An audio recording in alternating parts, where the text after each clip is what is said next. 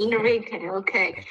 So could you please check with me if the presentation is visible for you? Of course, indeed. Okay, and am I getting through? Is my sound clear? Yes, perfectly Perfect. clear. Let me check if I can see the chat at the same time. Message. Perfect. Hello, Abdullah. Hello, everyone. So let's get started. Hello, everyone, and welcome. I'm really happy to see all of you today. Thank you for joining this online first, I guess, session webinar into the Pulse program. Today's training session is about the basic skills of entrepreneur. But before jumping into the subject of today's session, first of all, let me introduce myself. My name is Safaa Elouadifi. For those of you who don't know me, I am a university lecturer in Morocco. I'm also a business coach, ICF business certified coach. I work with entrepreneurs, I work with companies, in terms of also with universities here in Morocco to help, first of all, students within their entrepreneurial journey. I help also entrepreneurs, early entrepreneurs and entrepreneurs who need some help on finding their ideas, scaling their businesses, and achieving their best version, whatever their best version is for them. So before we start, let's give a minute for everyone to connect and settle in. And could you please use the chat and tell me where are you connecting from? I've heard that we have a diverse group today, people connecting, I guess, from Libya, Greece, Morocco. Could you just, on the chat, write me where are you connecting from? I will start. I'm connecting from Casablanca, from Morocco. Okay, Omar from Egypt, Morocco. Marhaba, Omar. Okay. Kautar Wassi, marhaba. Tunisia. Hello, Spain. Hello, Tunisia. Libya. Huda. Bashir from Libya also. Enrique, okay, Spain. Okay, Tunisia, marhaba. We have a lot of people from Tunisia. Yeah, Safaa also from Casablanca. Najirana Safaa. Hussein from Tunisia, marhaba. So, okay, the presentation will be run in English, as you may know, so we can the language can be understood by everyone. Thank you, marhaba, and you're welcome. Since most of you are trainers, lecturers, educators, could you please answer and tell me, have you already thought entrepreneurship, or are you planning to teach entrepreneurship in the near future? Just yes or no. Could you write me on the chat, please? Just a short sentence, so it's gonna help me better connect the content of this training with real context. Kautar, yes. I will give you few seconds to type in the chat. Yes, yes, yes. So I'm talking to the right audience. Perfect, perfect. So since we are, thank you. Perfect. So the purpose of this training is to equip you as a trainers with technique to teach entrepreneurship and entrepreneurial competences through interactive and experiential learning experience. We will be emphasizing some of the core skills within the EntreComp model. Please note for all of you, this is not a theoretical session. It's more of a discussion. We are with colleagues. So it's designed to be highly interactive. I strongly encourage you to jump in at any time. Feel free to unmute yourself or use the chat to share a question, a comment, a recommendation, or concrete example. The main goal as it says on the slide, is to learn from each other experiences and to learn from this inclusivity and diversity of experience. I genuinely believe that we have in this room today some of the brightest experts, people who already thought entrepreneurship, or people who had other expertise, and they will be teaching entrepreneurship. So feel free to jump in whenever you need. I will try to see the chat at the same time. Okay, at the same time within the presentation. So what is the today's session learning objective? I'd like to take a moment to clarify the learning objective of today's session, but at the end of this session, this is what you and eventually your participant during your session should be able to do, okay? They should be able to first identify the core entrepreneurial competencies. We will look at the essential skills and mindset that entrepreneurs need in order to take action and create value. Second of all, we will try to practice what we call growth thinking. We will talk about what is mindset, how we define mindset, and what is the difference between fixed mindset and growth mindset. Third, we will try to demonstrate these skills, the 4 skills: creativity, initiation, collaboration, communication, with some useful and practical exercise. I have chosen some exercise that can be done virtually, but I will also suggest a list of exercise and tasks that can be done in person with your participant in the future, okay? So moving forward, I have prepared a little icebreaker. It's a poll. I would like you, before jumping to today's session, I'd like to start with a quick icebreaker. Please go to menti.com and enter the code you see on the screen, okay? Go to the Menti, www.menti.com, and enter the code you see. This is the code 28746658.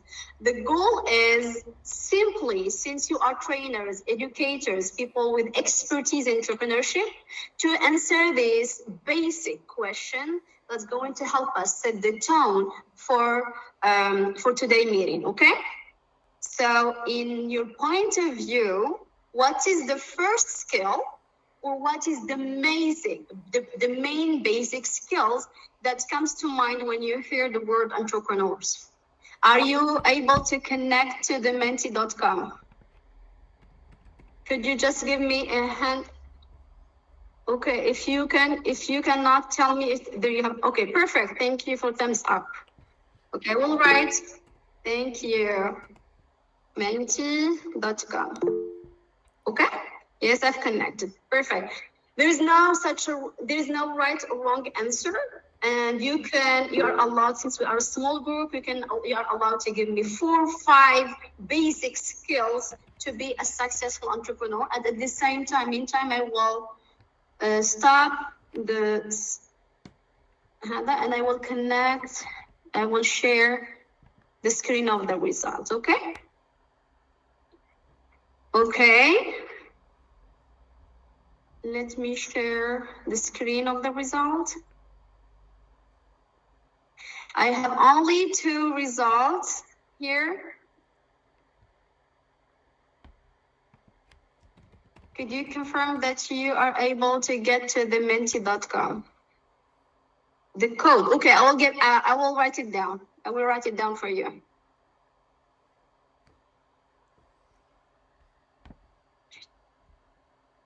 I will write it down on the chat.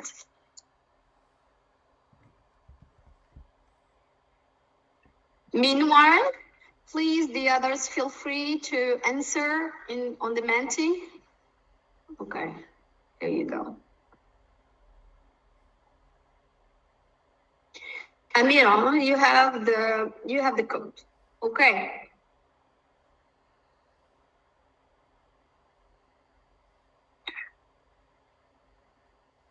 Perfect. Oriented solution, risk-taking, determined mentality, duration. Okay, I don't get it. Could you just explain the chat? What do you mean by that? Adaptation, courage, creation, vision, project innovation, creativity, mindset. Perfect. Entrepreneur, adaptability, vision again. Okay, creativity, project, innovation, resilience, okay, adaptation, innovation. Okay, perfect. Thank you for, okay, what we see here is mostly creativity, mindset, innovation, risk-taking, vision, team and time management, yeah. Oriented solution, okay, creativity, communication skills. From this word, this combination of word, we can learn one thing, that being an entrepreneur is not one version. Being an entrepreneur is a blend of skills, of competencies, okay? But most of the more repeated skills are innovation, mindset, creativity, entrepreneur as a definition. Perfect, thank you so much. I will go back to my presentation now. Okay.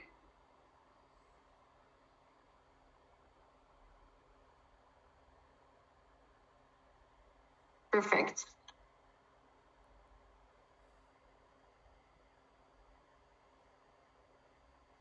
Okay.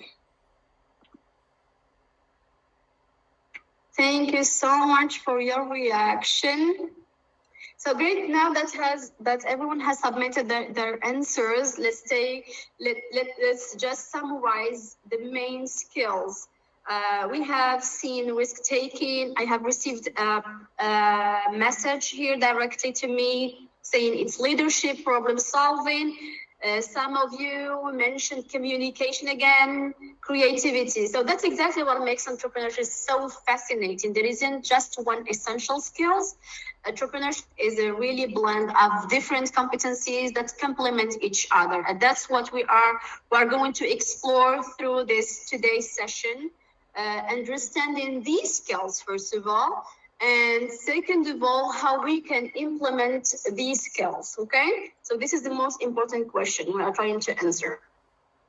The model that we are using today is the EntreComp model. EntreComps present four skills, okay? First one is creativity. Second one is initiative. The third one is communication. And the fourth one is collaboration.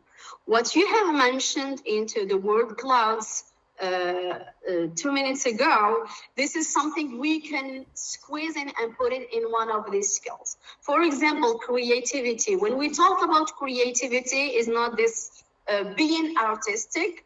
It's the ability to generate ideas. Is the ability also to see opportunities where others see problems, and we can imagine alternative and solution.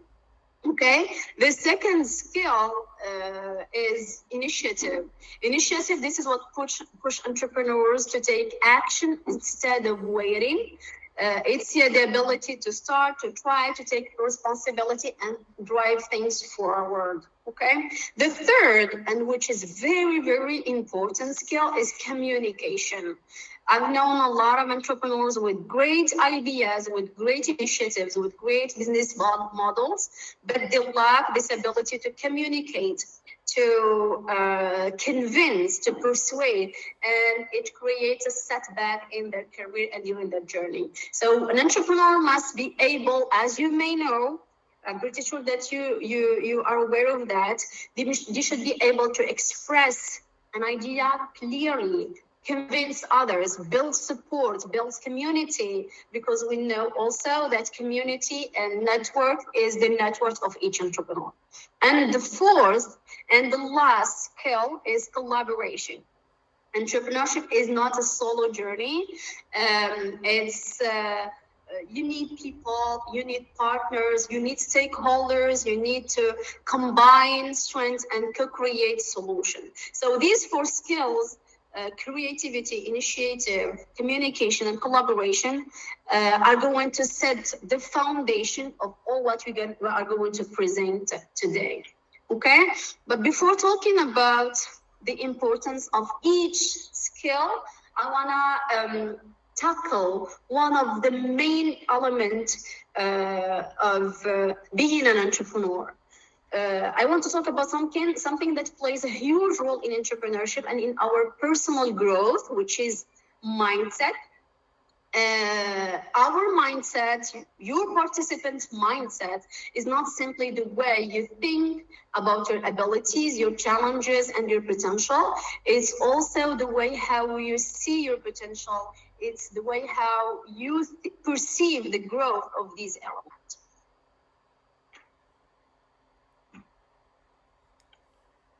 Carol Dweck gave us one of the most important definition of mindset.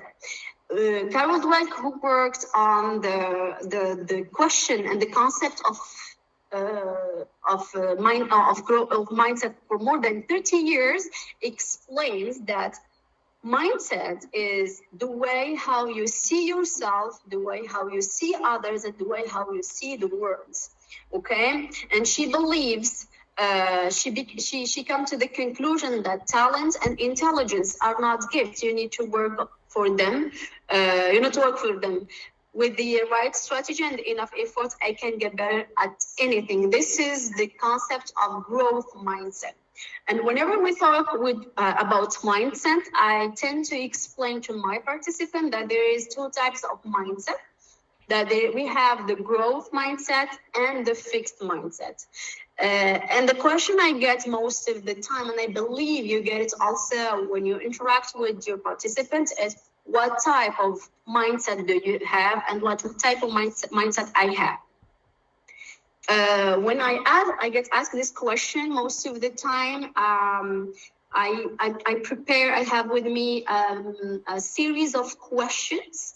A series of more than 20 questions, a deeply questionnaire that go and details each element. But for today's session, since we don't have a lot of time, I've prepared just like 8 questions that you may use with your participants, or you can use the detailed version. It depends on the time, okay? This questionnaire helps you and help your participant to define which kind of mindset do they have in some of their areas in their life, okay? So here is the quiz. You should know that there is no wrong and right answer. The goal is simply to help you and your participants reflect on how you currently see effort, mistakes, and learning. Understanding your mindset is the first step to changing it, and changing your mindset is often the first step toward becoming a stronger, more confident entrepreneur. So please, I will present the quiz in a little bit. Try to take the time also on the chat and answer the same question and see what kind of mindset you might have in some areas of your life, okay? Then we're gonna share the results on the task, okay?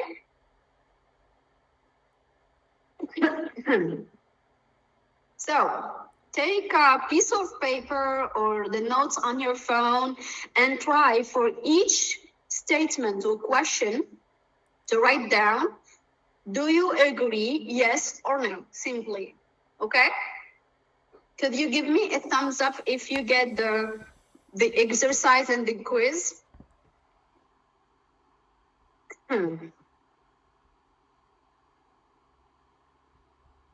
Perfect. So, first statement is intelligence is a trait you cannot change with hard work and perseverance. Do you agree or not? Yes or no? And you keep a note of your answer. Second question Second question, I feel bad about myself when I make a mistake and my confidence suffers. Yes or no?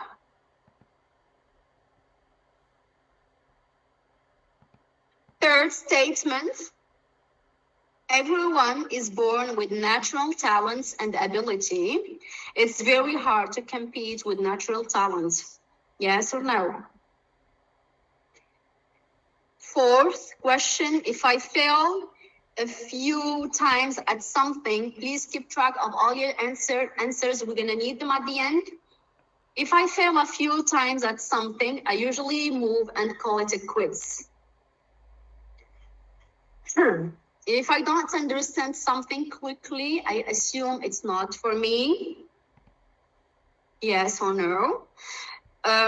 Just a heads up for the answers. Some of the question you may want to answer yes or no. It depends on the situation. What you're gonna do in this case, try to answer in general. You tend to think this way or not, in general, okay? If I don't understand something, okay, I assume it's not for me, yes or no. Intelligence is a trait you can change. I avoid tasks where I might fail or look inexperienced. And the final question, I feel nervous about taking on new challenges and trying new things. I prefer to avoid them. Okay, now that you have thank you for sharing your answers, Soumya. Is it okay? I'd like to, now that you have taken the time to note all of your answers, yes or no, I'd like to write your answers down on the chat. If you answered more no than yes, please type in the chat or raise your hand. If you have more no than yes, please raise your hand. Okay, perfect. Now, if you have an equal number of yes and no, raise your hand. Okay. Okay. And if you answered more yes than no, raise your hand as well. Okay.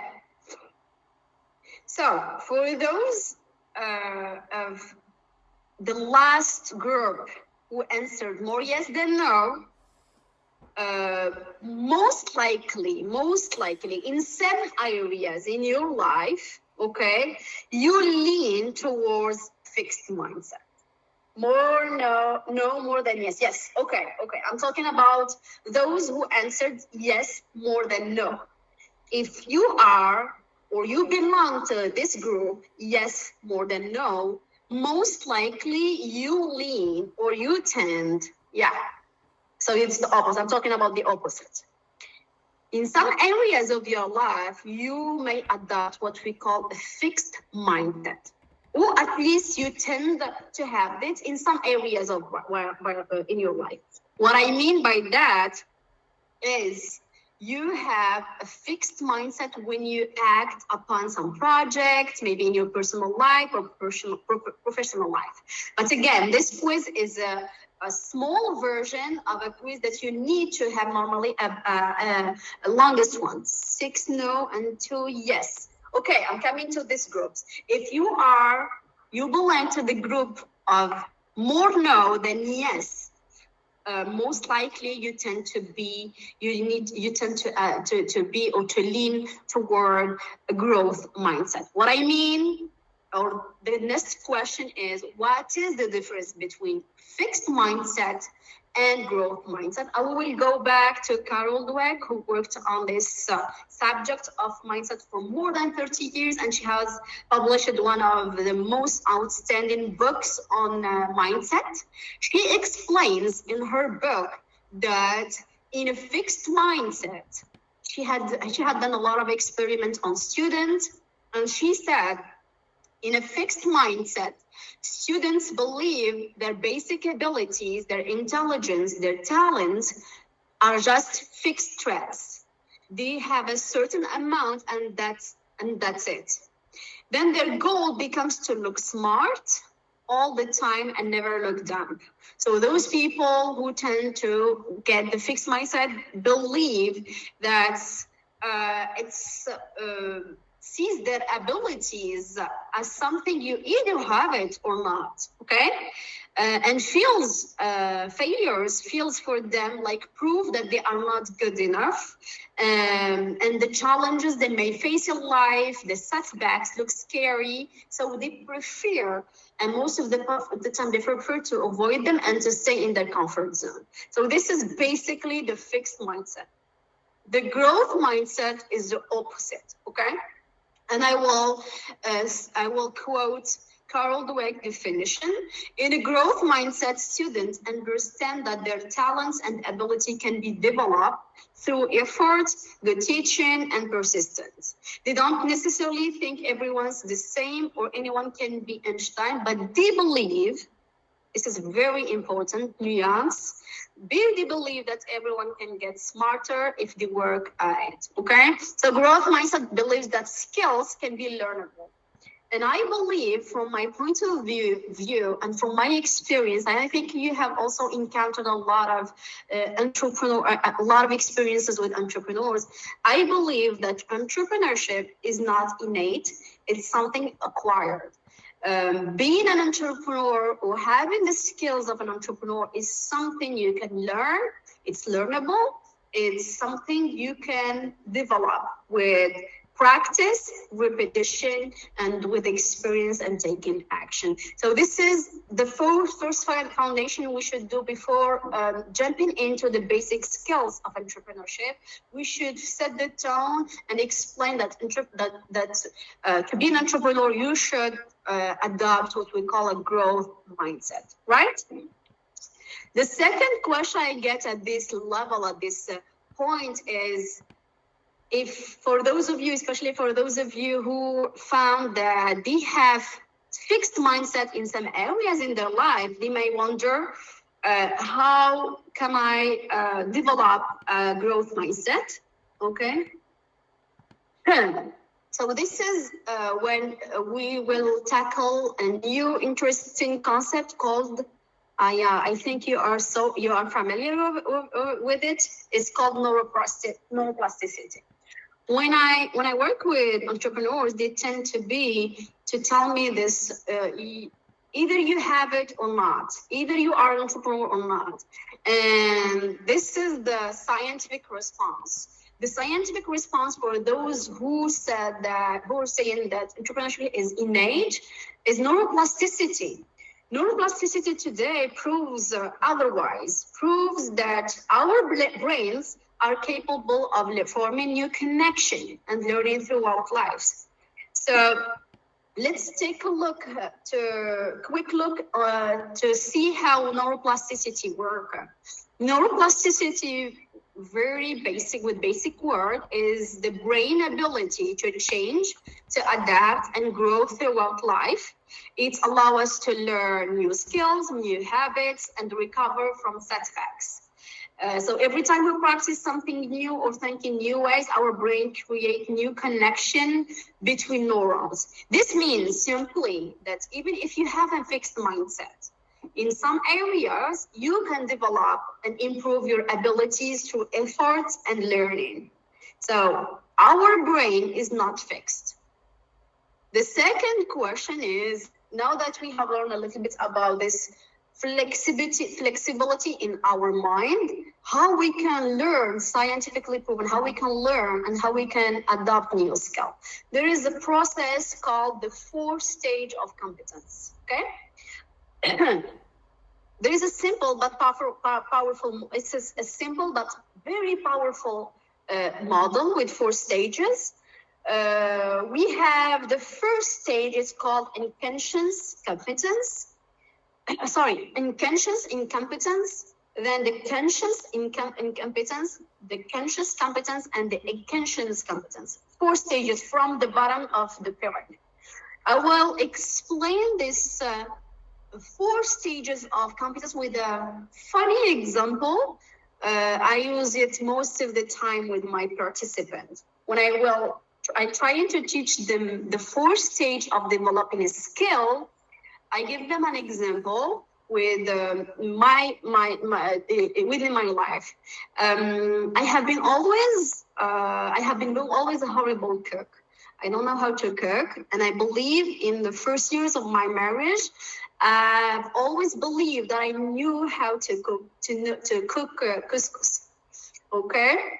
And one day, my husband was asking me, could you prepare couscous for us on Friday? I said, yes, of course, I can.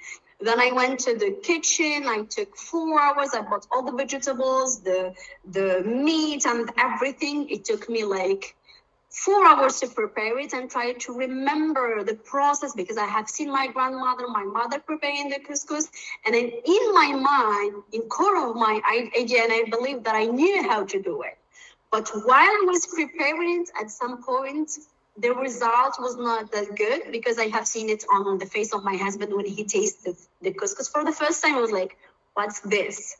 This is basically called the intentions incompetence. I didn't know that I didn't know how to cook couscous. But when I prepared something that was anything apart from couscous and was horrible, my husband's reaction showed me that I was at the second stage, conscious incompetence. Now I know that I don't know how to cook. What I've done, I've called my mom, my grandma, I got the recipe, and she followed me through and helped me through all the process. And finally, I could prepare a decent couscous.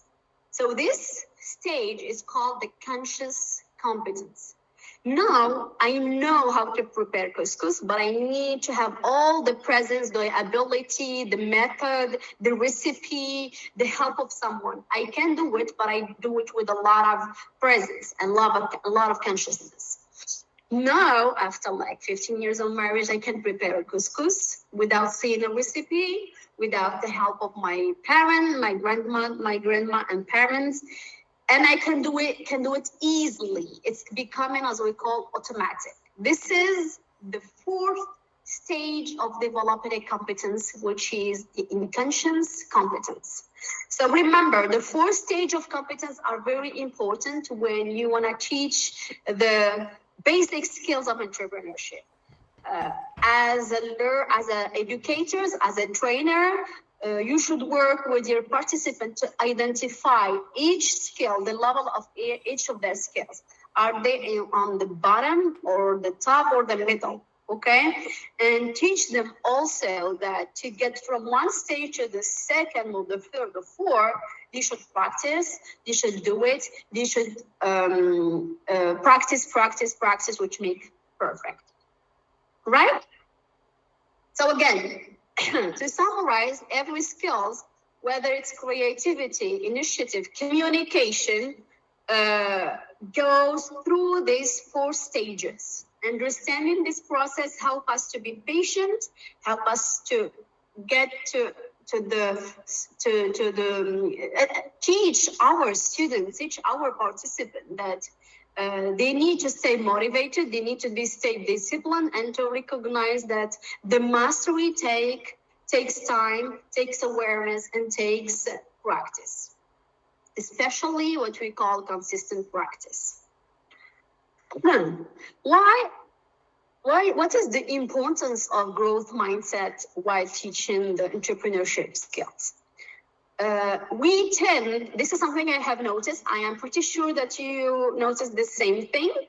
When we talk about entrepreneurship with the participants, especially those who are launching new ideas, they tend to think that entrepreneurship is finding the most innovative idea, launching the business, and making money. Okay? So we know that the entrepreneurial journey is not linear. It's a roller coaster. It's inherently iterative and complex. Success is not guaranteed on the first try. Making a growth mindset essential, which makes growth mindset essential for continuous learning and adjustment. Okay? So this is why it's so important to learn the skills of resilience, as you mentioned earlier on the cloud map, to learn problem solving attitude and skill, to learn the ability to see the opportunity through a problem. So all this enter into what we call the growth mindset. Okay, so moving forward, are you all following through? You still hear me? Could you just give me a thumbs up? Thank you. Perfect. Perfect.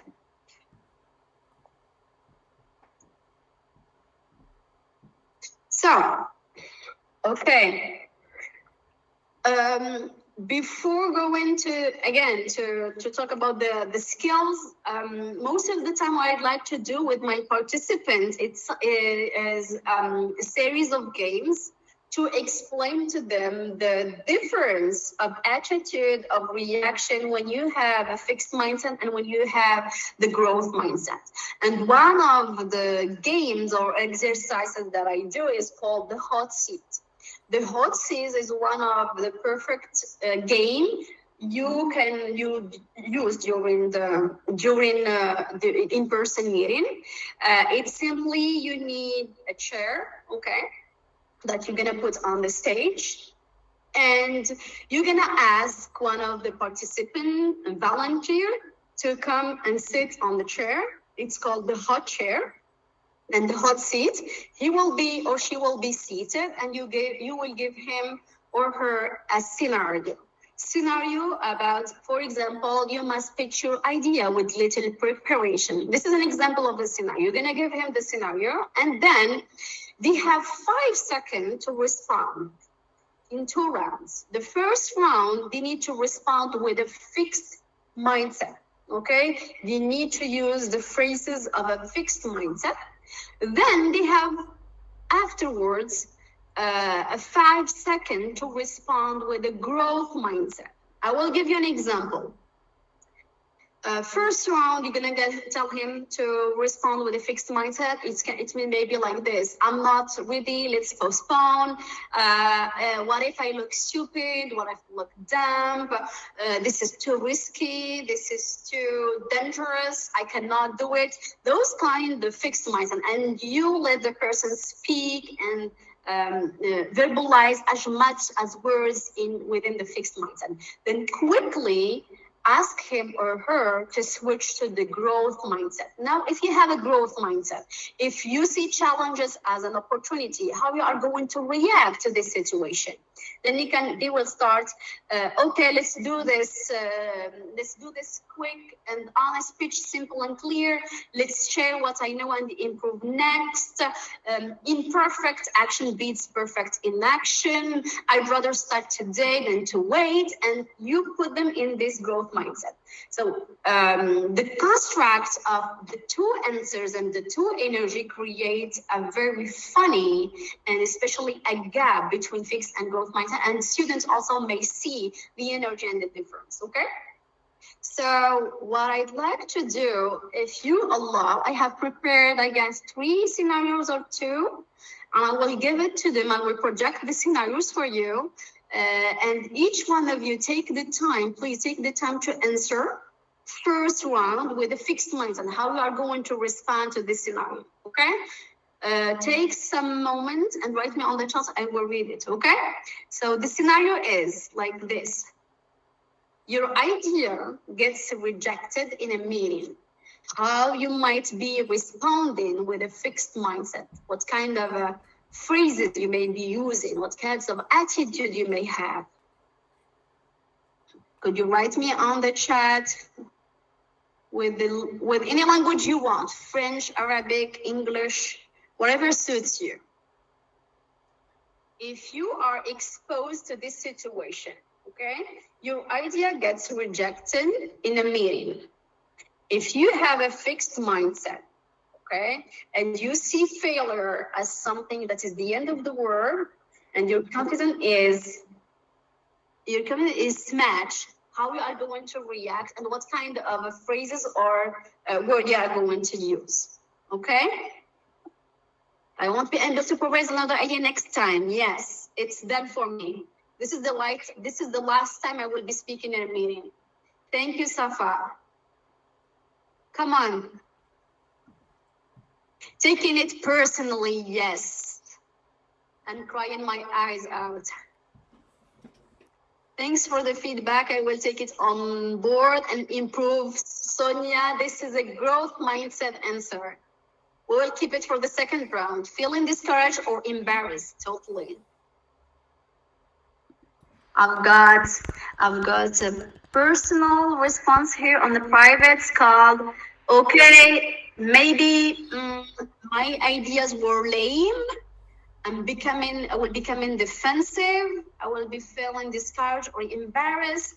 I will take it personally. Yes.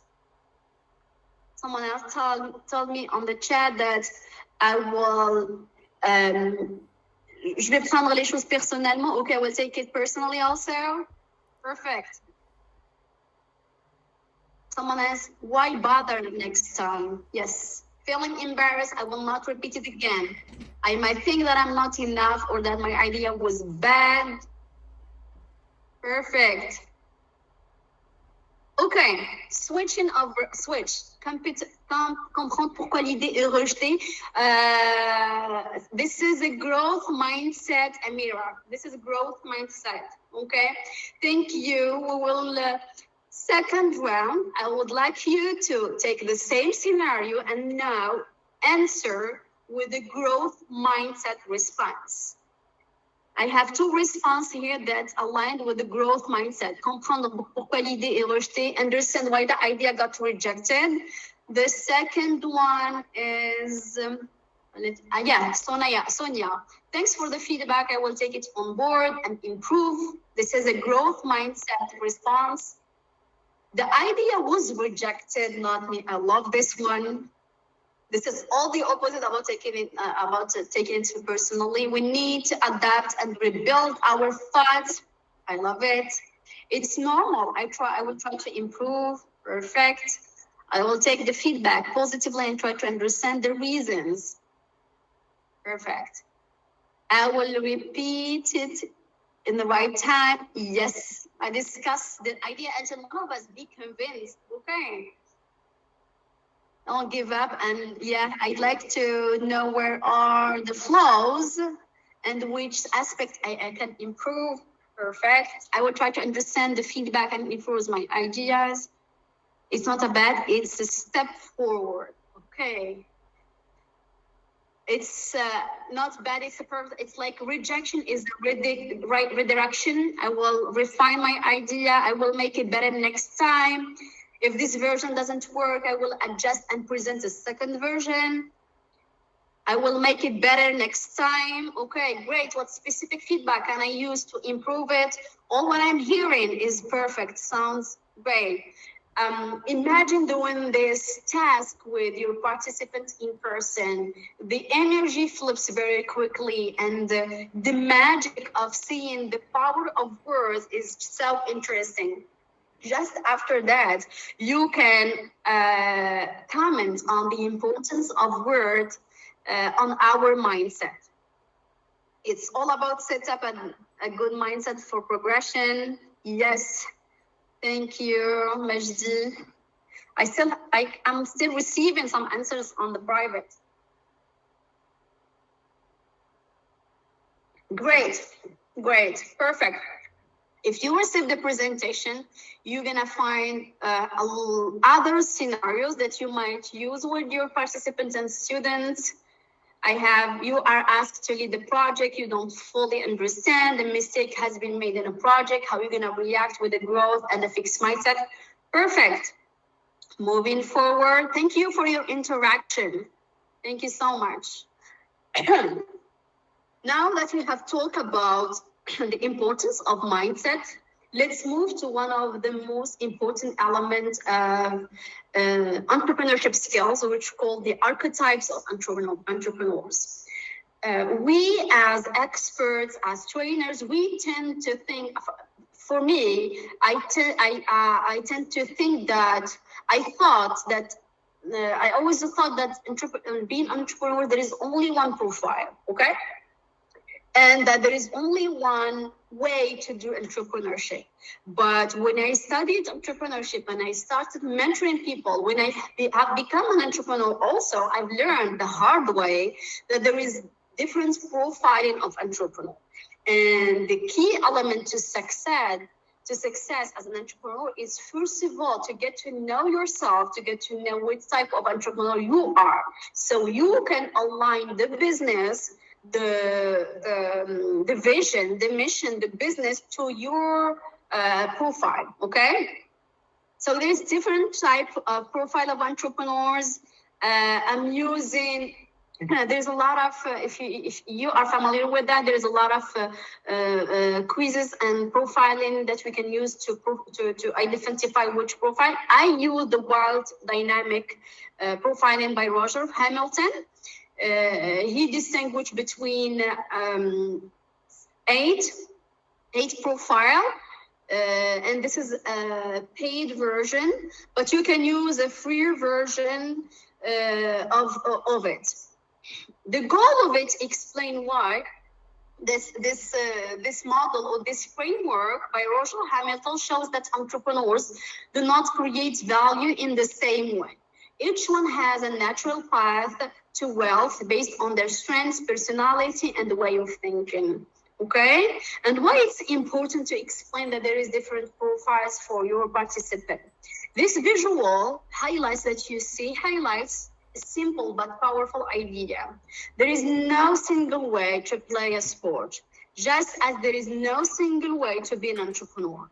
In football, for example, the rule is to kick the ball. In basketball, the rule is to pick up and shoot. Both athletes are performing at high level, but each one is following a set or completely different logic, different method, different set of rules. If you take the football player, for example, and ask him to handle the ball with his hand, he fails. Not because he's bad or he's not performing well. It's only because he's applying the wrong rules and the wrong methods to a wrong game. Similarly, an entrepreneur who uses the strategy of tech startup in a traditional retail business is likely to struggle. If I have someone with the profile of a creator or star and I put him in a business where he will not be shining, he may not achieve his real potential. So the key to this part of my presentation is to discover and to help your participant discover their profile, adapting their profile to the right game, the right business, and mastering it. Okay, we have 8 profile. I will present the profile very quickly and very briefly, and I will give you the presentation later to read the definition, the examples, okay? The first profile by Roger Hamilton model is called the creator. The creator can't help creating. The creating profile are those are people who you have encountered in your life who are full of ideas, okay? Whenever you meet them, they have a suggestion, they have an opportunity, they have seen a new business, they have created a new product. Okay, so they are good at creating profitable ideas and businesses, but the setback or the problem with this kind of profile, and I think you know some of them, is they are a bad finisher. They cannot finish their ideas, okay? Because they are perfectionists, because they love to create, they tend to fail to launch, to get to the action, or to finish, or to buckle up their business. So this is the setback of the creator. The second profile, called the star, It's easy to spot the star is someone who loves to shine, is someone who like to put himself or herself as a brand. Most of the time we talk about personal branding. It's most of that stars, music, in that entertainment, sports stars, but also we have today influencers who launch their businesses. So their brand is their image, okay? The stars work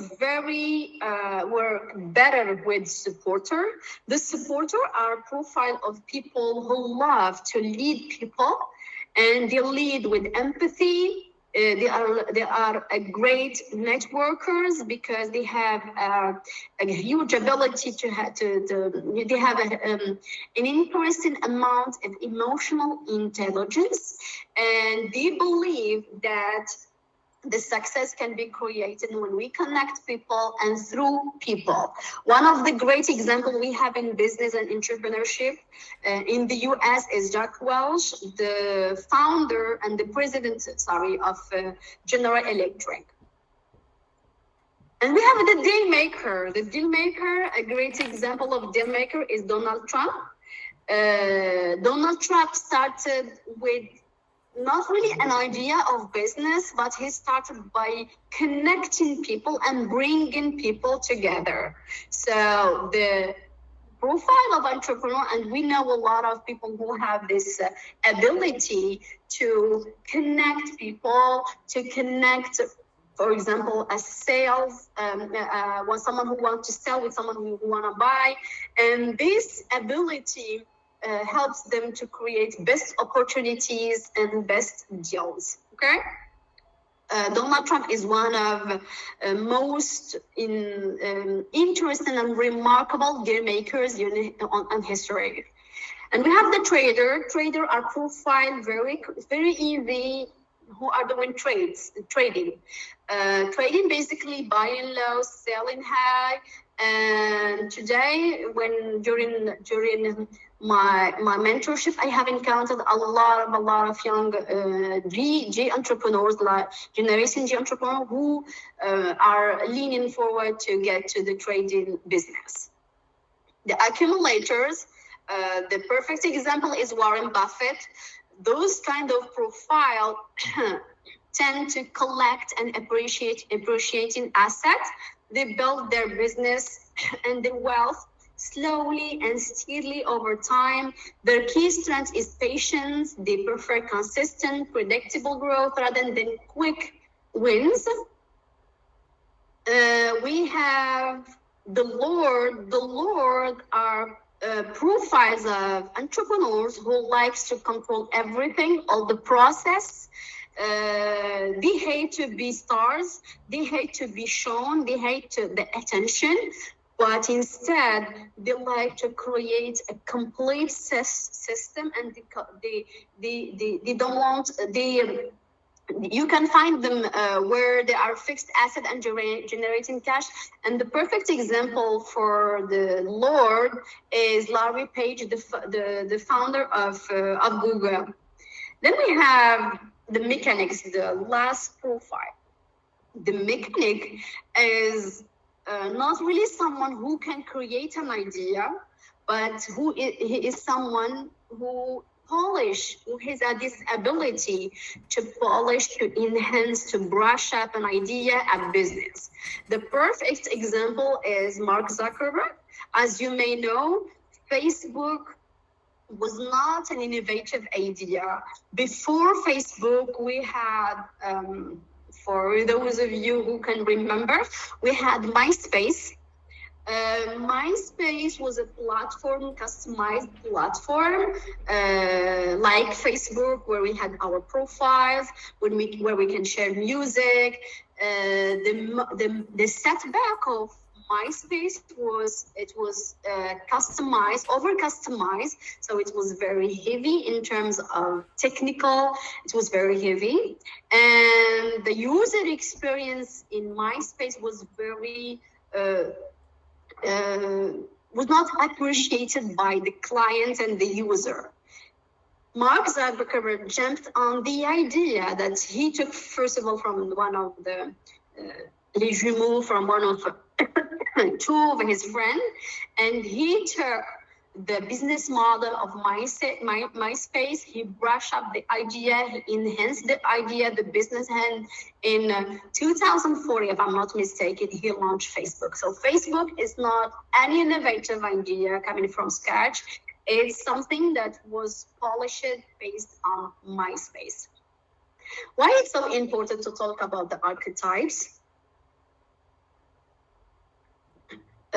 is exactly to explain to your participants and students that you have different profile, and second of all, to ask them at this point what kind of an entrepreneur they want to be or they look like. Are they mechanics? Are they more supporting entrepreneur? Are they dealer makers? Are they creator? Are they accumulators? Why is this question is very important? Is if you are a star, if you are a creator, and you are searching for a partner, you should avoid to be partner with someone who is a creator too. Otherwise, your business is not going to flourish. If you are a creator, try to have a partner like a mechanics. If you are a star, search. You can find deal maker. You can be partner with deal maker. The archetypes first help us to identify which kind of profile we are, so we can adapt our business idea, our BMC, our vision. And second of all, it helps us also to find partners, because we know partnership is one of the key elements that's going to help us to flourish and to move forward in our business. Okay? All right? Moving forward. Thank you. Moving forward now. Okay, we're doing good with time. Now we're going to talk about the 4 pillars of entrepreneurial skills. Again, I didn't choose those skills, but those skills were presented at the Entrecomp model. But those skills include most of the elements you have mentioned during the first ice break. So let's get started with the creativity. Okay. Creativity, it's the definition of creativity includes several important aspects. Let me go back to the creativity is the ability to generate or recognize ideas, alternatives, or possibility that can help solve problems, communicate more effectively, or simply entertain ourselves and others. Okay. What do I mean by creativity in entrepreneurship? And I will get back to the other slides and why it's so important to talk about creativity. What really means is not really to reinvent the wheel or create something the whole world has never seen before. Creativity skills for entrepreneurs means having the ability to see opportunities in the situation you experience every day. So one of the first skills we want to develop within our participants is exactly this: the capacity to detect and recognize opportunity everywhere. So very often during the trainings or mentorship or session with the students and participants, I get asked this question: how can we find an idea? I'm looking for an idea, but I can't find one. And this is my instruction or my tip for them. For the participants that struggle to think outside of the box to find the idea worth $1 million.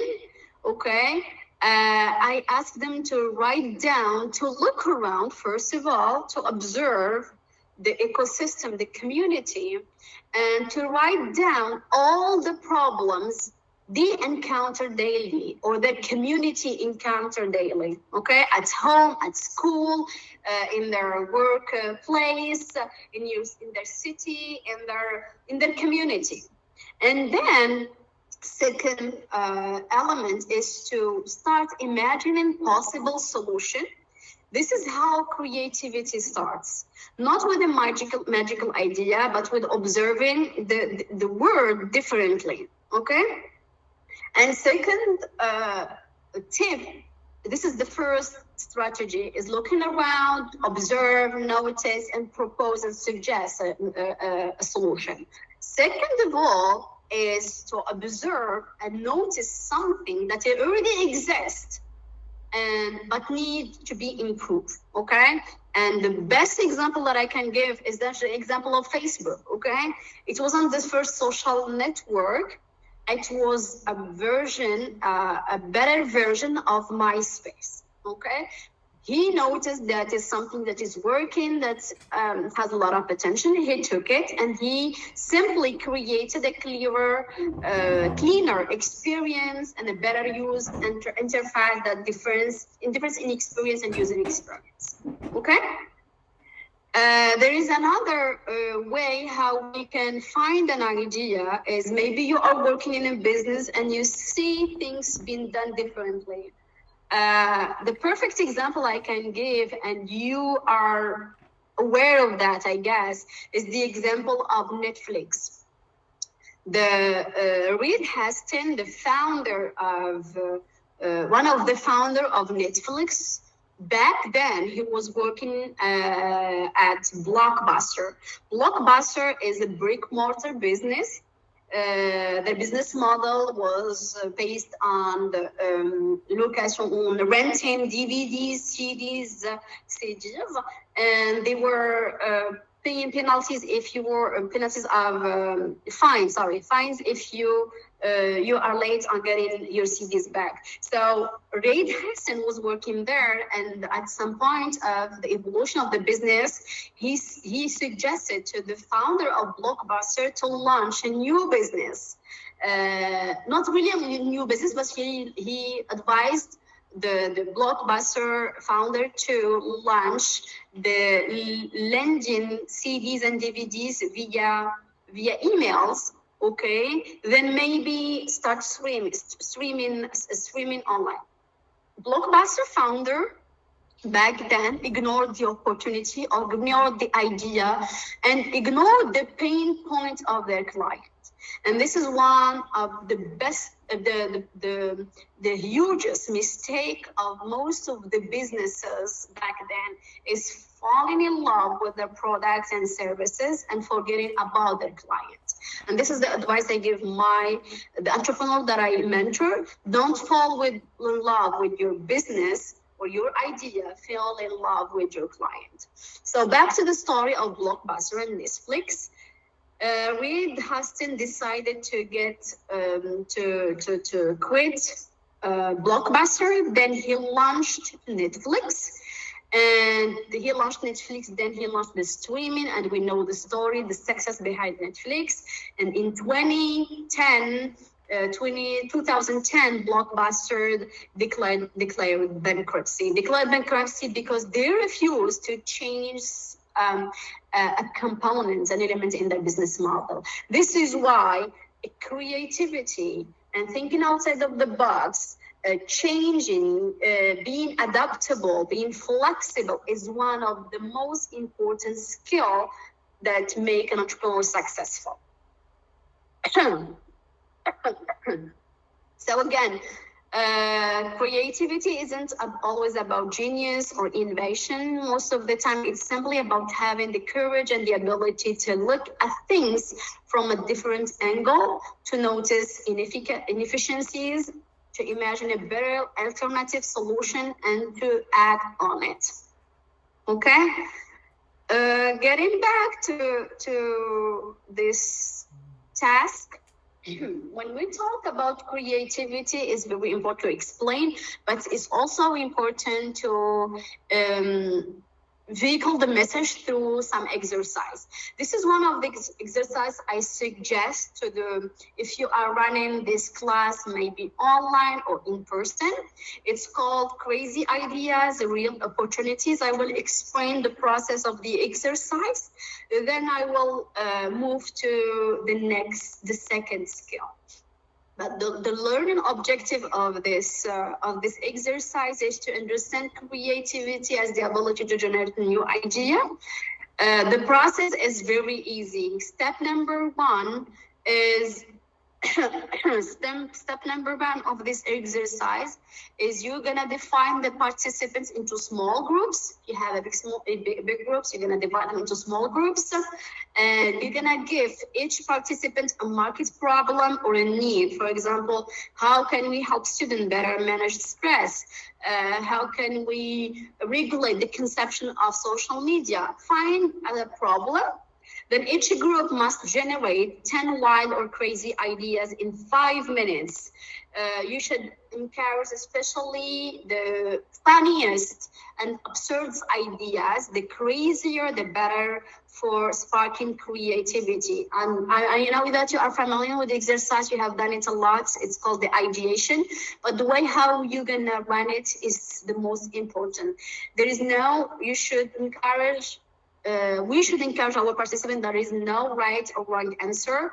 Just get to the flow of thinking outside of the box and allow to have crazy ideas. Then the second part of the exercise is the second step is turning ideas into opportunities. Each group choose one crazy idea and works on how to turn it into a real opportunity.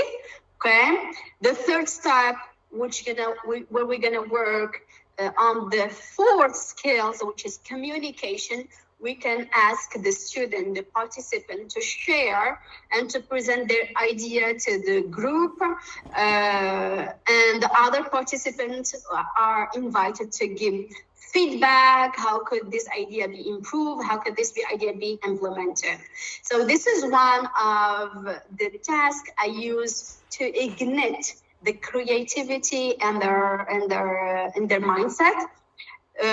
You are also familiar, I guess, with some group exercise and tools such as marshmallow challenge, the magic bridge. There's also some creativity exercise that you can do with the participant where you can make feedback and get back on creativity, the importance of it. All right. The second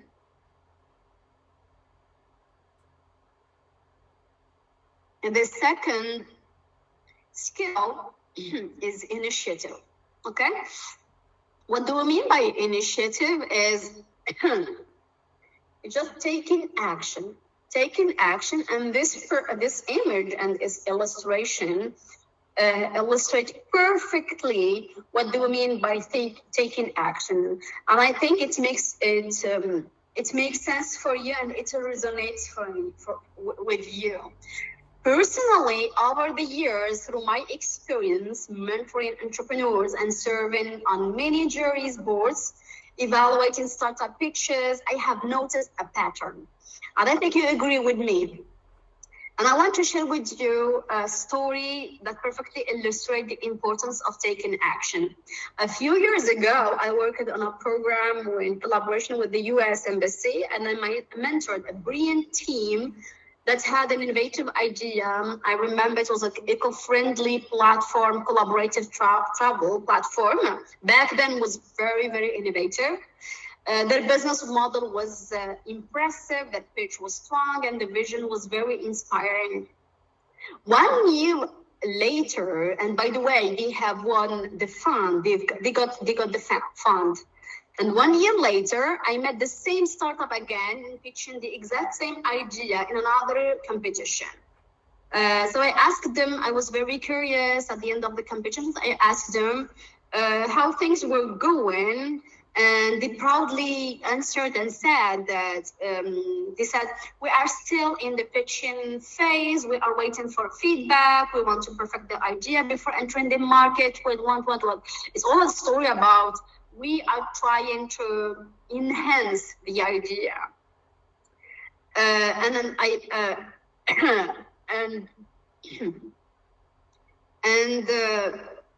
I remember I told them that this is what you are doing is good, but the problem is not about the idea. The idea is perfect, but the problem is with your mindset. You are stuck in your head. You are stuck with the level of perfectionist you wanna to achieve. They kept polishing the idea instead of testing it. They were afraid to launch, afraid to be wrong, afraid to fail. So they prefer to stay in their comfort zone, which is pitching, presenting, getting applauded for the impressive idea, but instead they fail to take action. Actually, in entrepreneurship, and you know that waiting too long can be the biggest failure. The longer you delay, the higher the chance that someone else will execute your idea faster and better most of the time. So, because the truth, and this is something I told them, you are not an entrepreneur because you have an idea. Everyone can have today an idea. You can Google it, you can go to the ChatGPT, he can give you the best idea ever, even the idea worth $1 million. But you became entrepreneur when you take action, when you execute. It's about execution more than strategizing, more than polishing, more than pitching. So that's why it's for me, I believe, the most important skill in entrepreneurship is taking action. Taking action quickly, failing quickly, learning quickly, improving quickly, repeating. The basic, as you know, of lean startup, okay? Take action, fail, feedback, improve, repeat. Again, it's an iterative process. So again, we should explain to our participants that their idea doesn't need to be perfect. What matters is their ability to move, adapt, and execute. It's about acting bravely, and rapidly. And to explain that, it's very important to explain it theoretically. What I do with my participants, and I suggest an exercise called proactively sprint. Proactively sprint, thought, and act is a task that helps the students and the participants to develop the ability to identify opportunities or problems and take action immediately without being told. It helps students and participants understand that proactivity is a key driver in entrepreneurship. Most of the time, it takes 15 minutes. I will explain to you the task very, very quickly, and we can take an example, and I will collect your answer on the chat, okay? So first of all, you create small groups, okay? And you present a realistic scenario. For example, you notice that your website is losing visitors on a key page. This is something we might work on it, okay? This is the scenario. Now you notice that your website is losing visitors on a key page. So instruction, your group, you today, you must identify one immediate action that can be that you can take right now, okay? The action should be specific with actionable steps and not vague ideas, okay? You can give 2 to 5 minutes per idea, okay? So let's just do an example here together. And this is something I was doing with my team back then. Whenever they have a problem and they come to me with a problem, I invite them to Okay, you can explain to me the problem, you can brief me on the problem, but I can't hear you if you don't have at least 2 or 3 solution suggestions. Okay, they can be actionable or not, but the goal is to teach maybe to your team, to your participant, wherever the person is, that don't focus only on the problem, you need to bring also solution. Okay, so let's do it all together. Are you still here?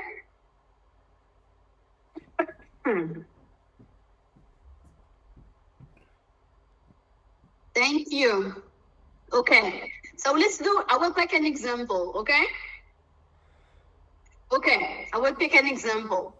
And let's, you need to suggest some actionable actions on the chat. Perfect. Thank you. So, an example, a competitor has launched a similar offers to yours. A competitor has launched a similar offer to yours. What are the action you may suggest? I'm reading you on the chat. Solution, action, something we can implement right away. Let me. Okay.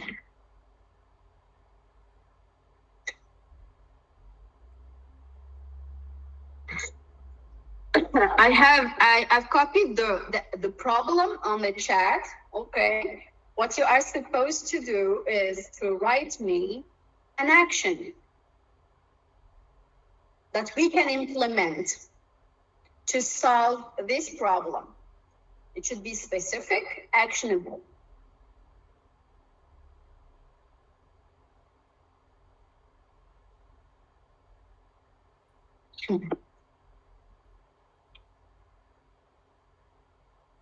Not all at the same time.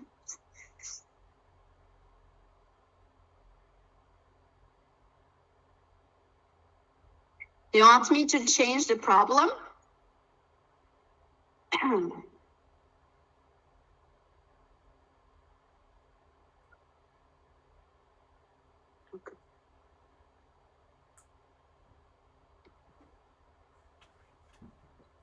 I have another problem for you. You notice that your website is losing visitor on a key page. It should be quick. What is the first action you may do?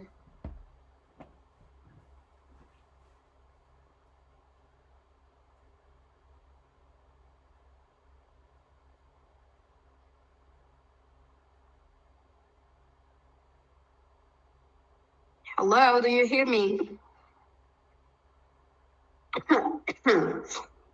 You can think about an action, an immediate action for one of these 2 problems that I have put on the chat.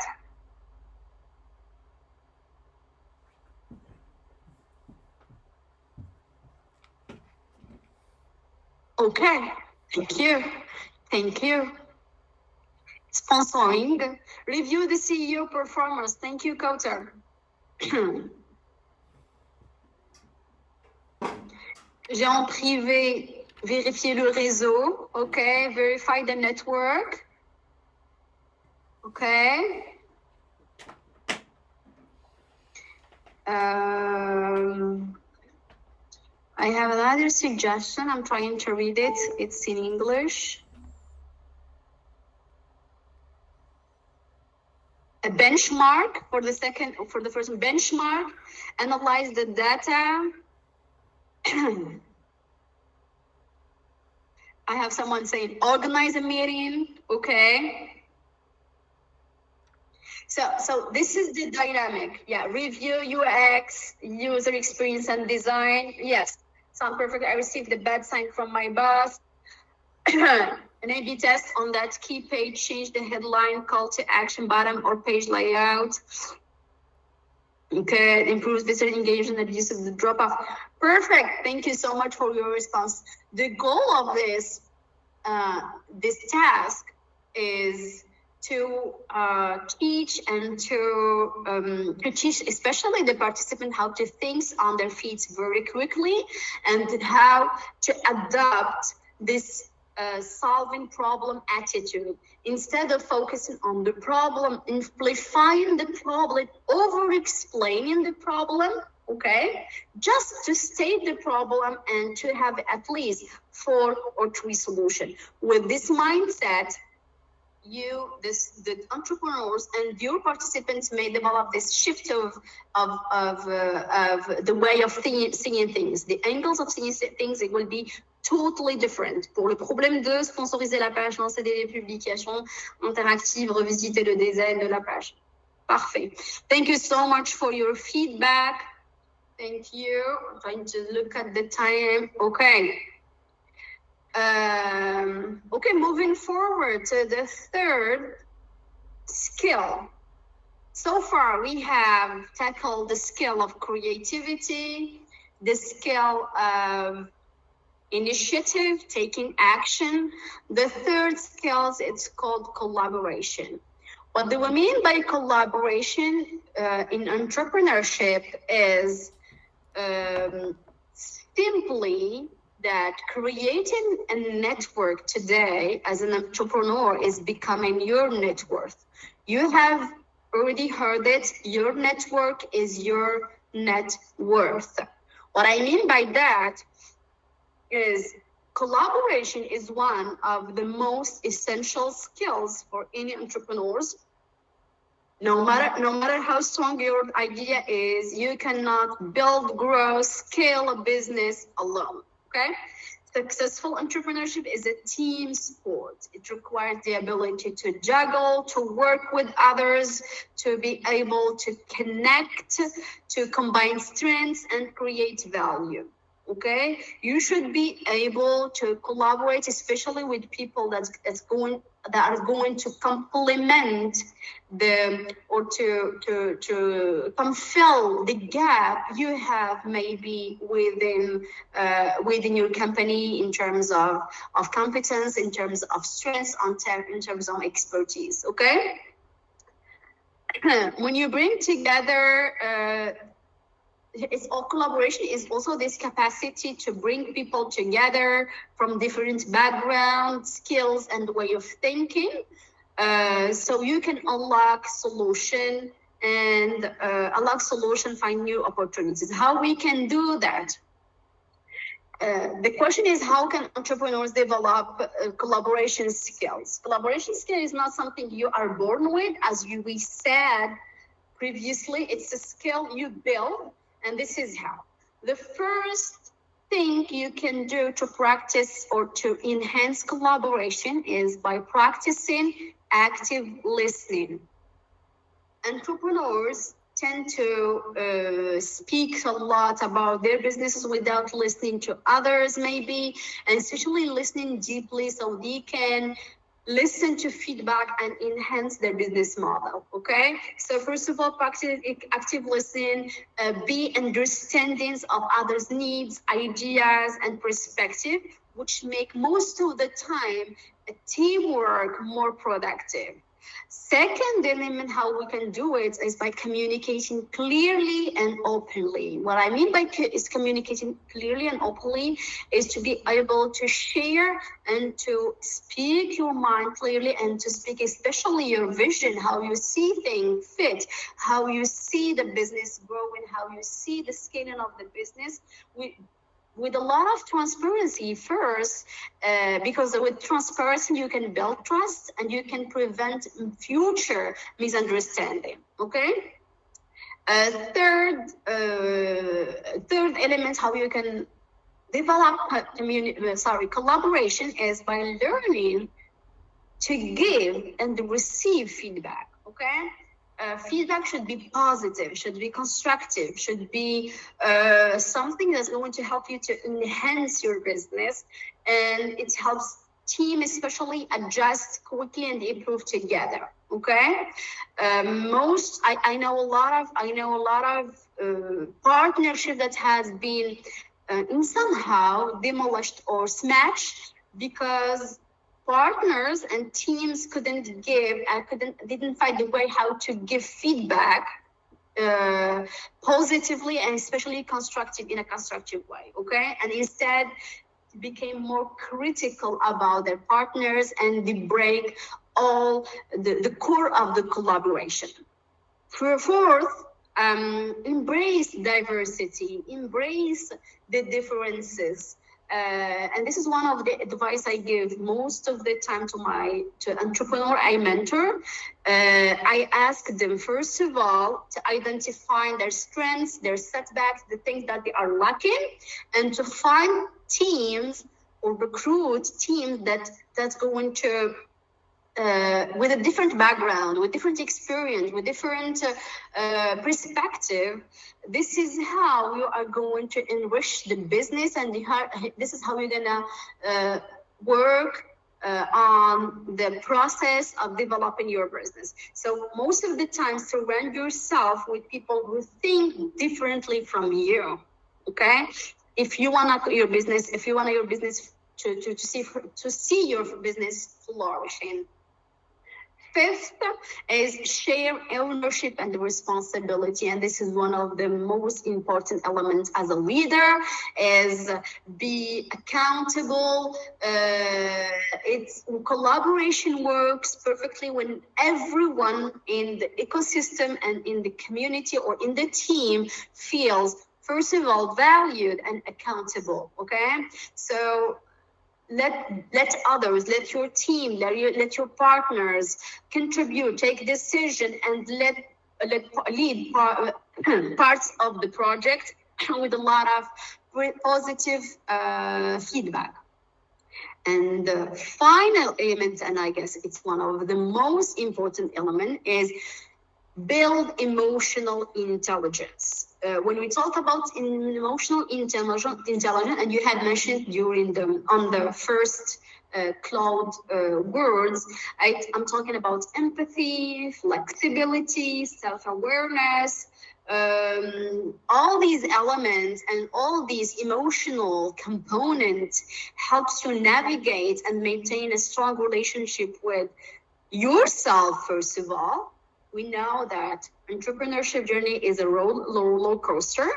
And second of all, it's going to help you to maintain a healthy relationship with your team and your partners. So in conclusion, what I mean by collaboration is collaboration is not optional.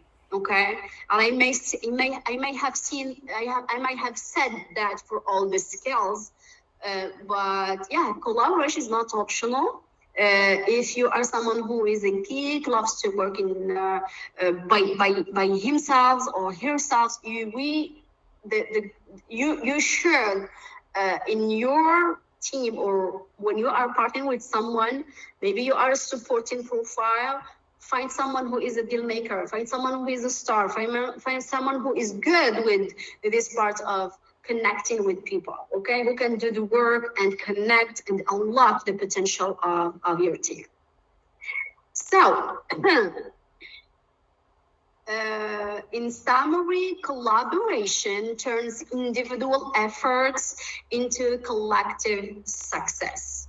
And the most effective way to teach participants the skill of collaboration or other skills is through engaging group activities. And what I can suggest, we have a list of challenges, exercise, and tests, and games we can do with our participants if we are running in-person meeting. One of the most used challenges I use most of the time during my session is marshmallow challenge, spaghetti marshmallow challenge. You are aware of that.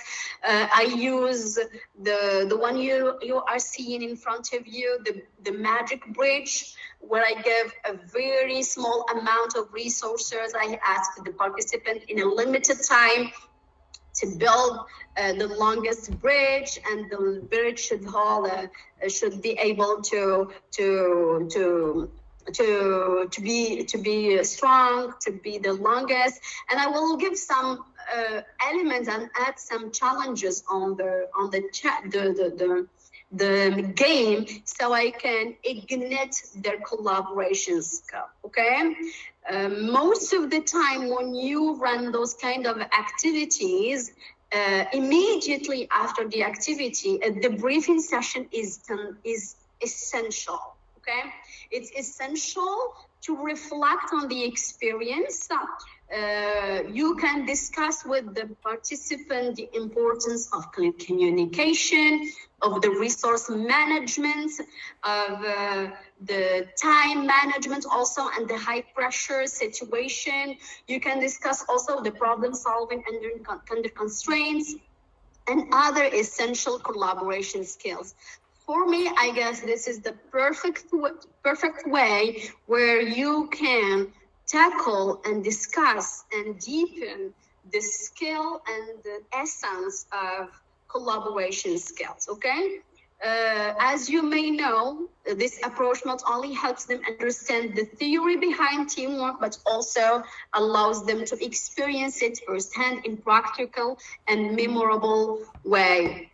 So if you have this presentation, you're gonna have this example of workshop called the Magic Bridge. After that, you have the brief where we talk about entrepreneurship, which is exactly limited resources, uncertainty, its conflicts, its problem, its goals, its things that shift and change very quickly. Okay.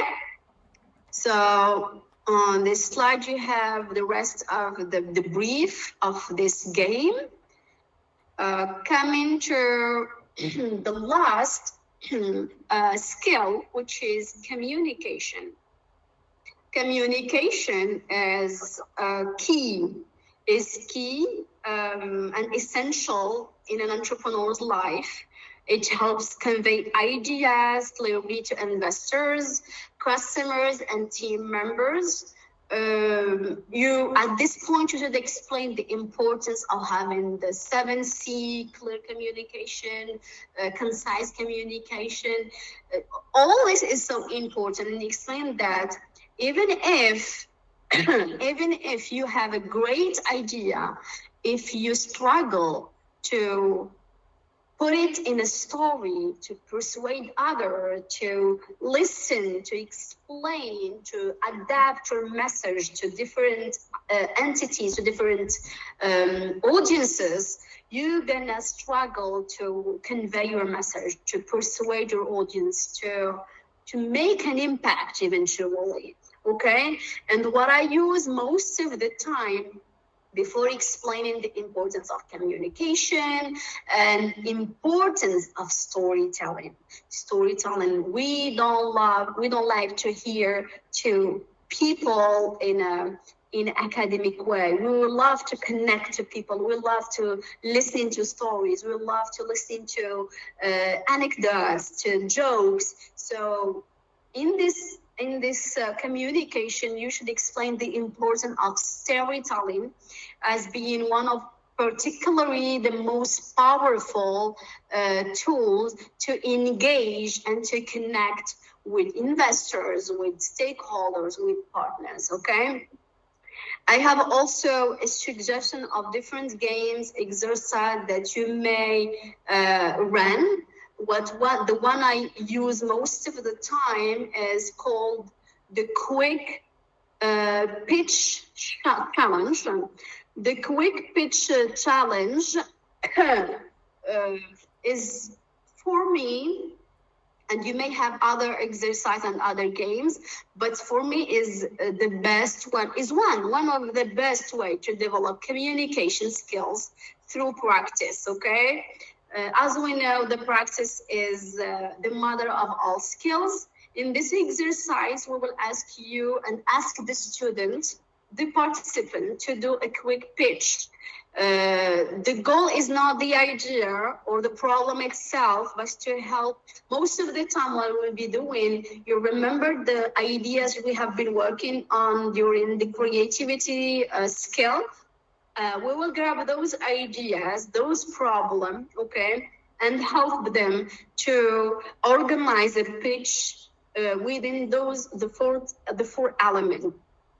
And after each pitch, after explaining them how do we need to pitch, how to create a story, the importance of the pitch, After each pitch, they will receive feedback on their communication style, clarity, persuasiveness, the ability to create impact. Okay, the most important thing is to teach them that the key to communication is to be clear, concise, and into the point. Okay, not really the perfection, but the ability to move forward and to be able to speak their mind clearly. Okay. We have presented the 4 skills at this point of the presentation. During your presentation, it's important to conduct a guided reflection where they can integrate skills in futures, maybe session, maybe mentorship session, okay? They can, first of all, notice all the skills, okay? Okay, second slide. They can notice the skills that they are lacking, the problem they have, which specific entrepreneurial competencies did you observe most frequently in your group, for example, most of the skills, biggest challenge they have, and future integration. It's so important to take the time to fill in the guided reflection. Okay, and we have another element which is very, very important, is to guide them through the commitment to growth and the personal action plan.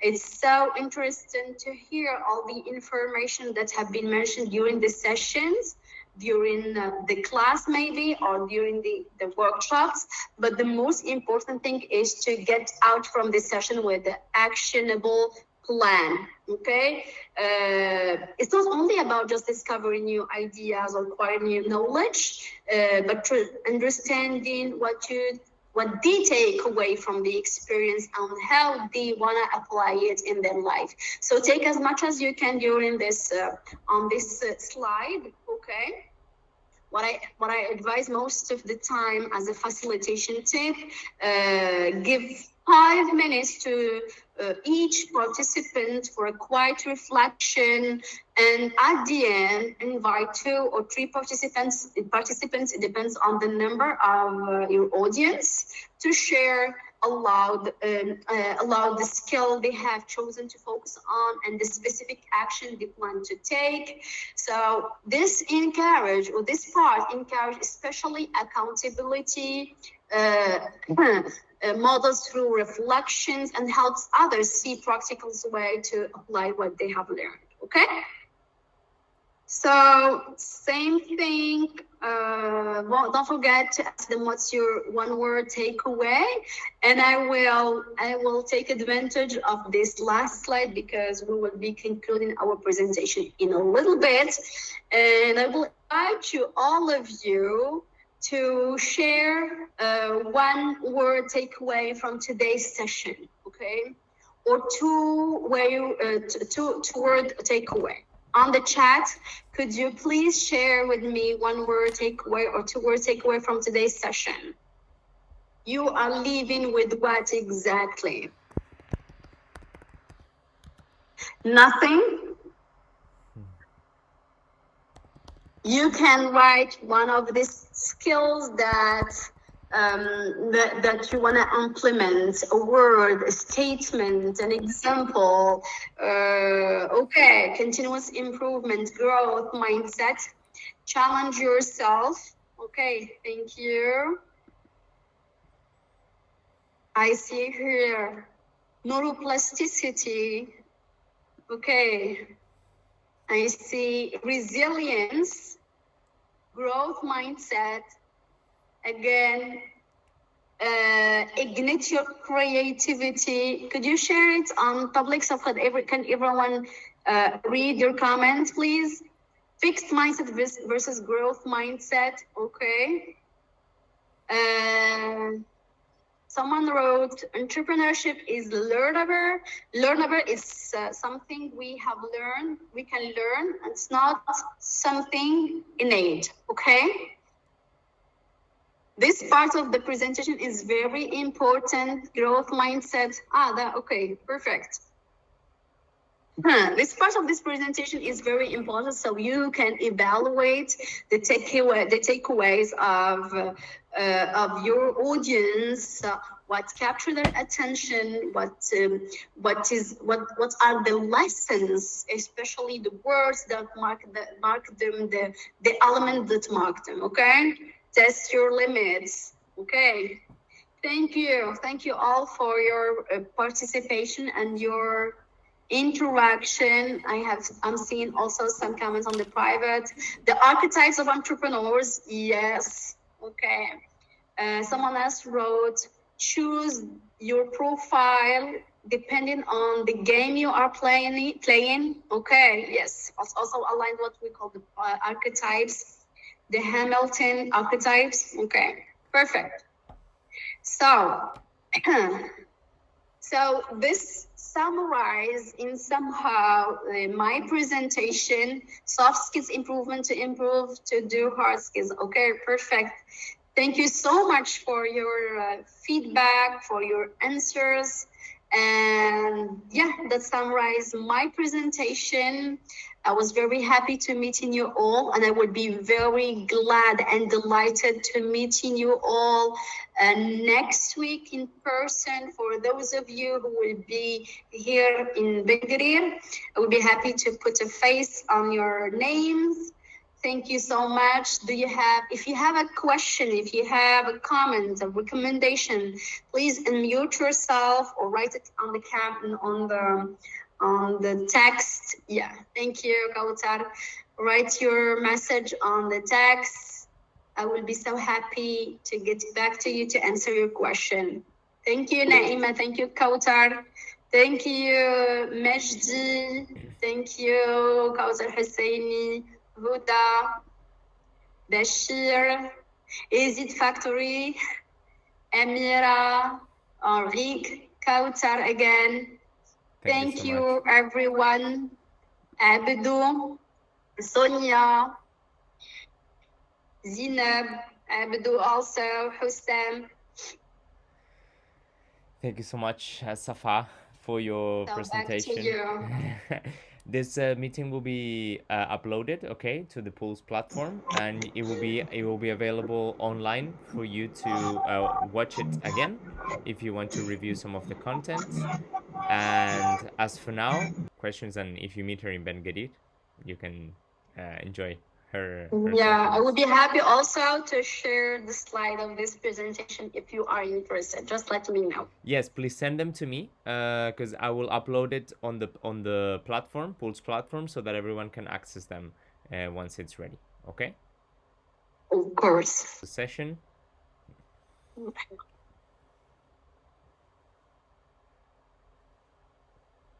Okay, so thank you so much, Safa. It was very insightful, and hope to see you soon again.